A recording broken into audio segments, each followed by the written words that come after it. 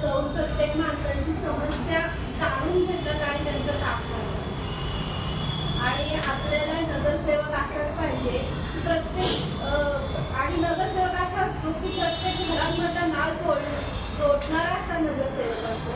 आणि दादा म्हणजे प्रत्येक लोक त्यांना ओळखतात आणि ओळख म्हणजे त्यांची बऱ्याच वर्षापासून ते सगळ्यांची कामं करतात. आणि आता आपल्याला सगळ्या नगरसेवकाची भावी नगरसेवकाची खूप गरज आहे. कोथरूडला नगरसेवक नसल्यामुळे खूप समस्या निर्माण होतात. त्यामुळे आपण विश्वभाऊ आणि आपली सगळी कामं करतात म्हणून त्यांना नगरसेवक पदाचा निवडून द्यावं नगरसेवक म्हणून. त्याच्यामुळे आपली खूप सगळी कामं होतील आणि कोथरूडची सगळे आणि मी तुम्हाला सांगतोय आपल्या सगळ्या नागरिकांचं एवढं प्रेम आहे. भाऊ इथून नगरसेवक एवढं फिक्स होणार आहे. इथले नागरिक इथल्या माजी नगरसेवक नाही का माजी नगरसेवकांपासून वैतागले. आणि मुळातच काय होते माहिती आहे कोथरूड परिसरामध्ये युवा पिढीला काय होते गुन्हेगारीकडे प्रवृत्त करतात.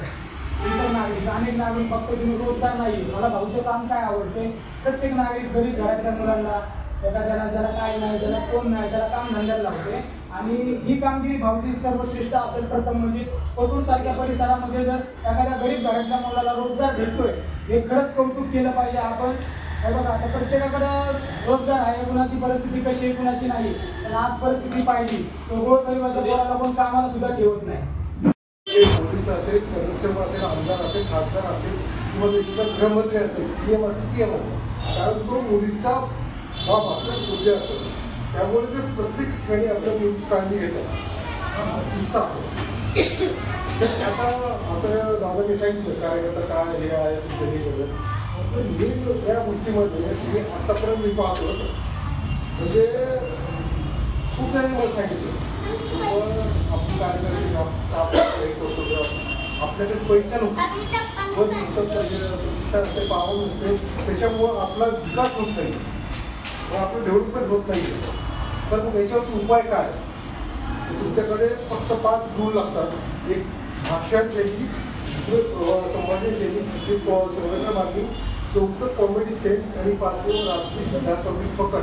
या 5 गोष्टी तुमच्याकडे असेल छत्रपती शिवाजी महाराजांच्या काळाने माणूसरे असे खंदे समर्थक होते का नव्हते?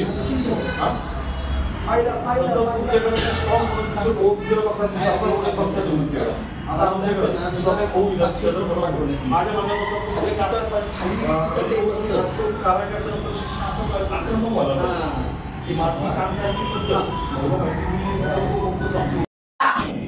कमीत कमी 5-6 महिने झाले. त्यापूर्वी आमचा भाऊ हरवला. घरातनं तो 10 दिवस गायब होता. तर आमचे भावकीमधले जे लोक नातेवाईक आम्ही त्यांच्याकडे रडत पळत आम्ही धावत आम्ही खूप गरीब आहेत आणि आम्ही त्यांच्याकडे धावत पळत रडत गेलो. पण कुणी सुद्धा आम्हाला आधार दिला नाही किंवा सपोर्ट केला नाही त्यावेळेस.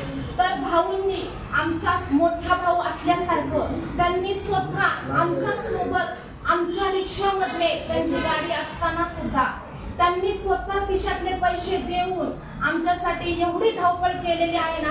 त्याच कारणामुळे आज आम्ही भाऊंसोबत उभे आहात. खरंच भाऊ खूप चांगले आहेत आणि गरिबांची त्यांना जाणीव आहे. आणि मी म्हणते की भाऊ नगरसेवक होणार आणि ही माझी अपेक्षा आहे 100%. मी माझ्या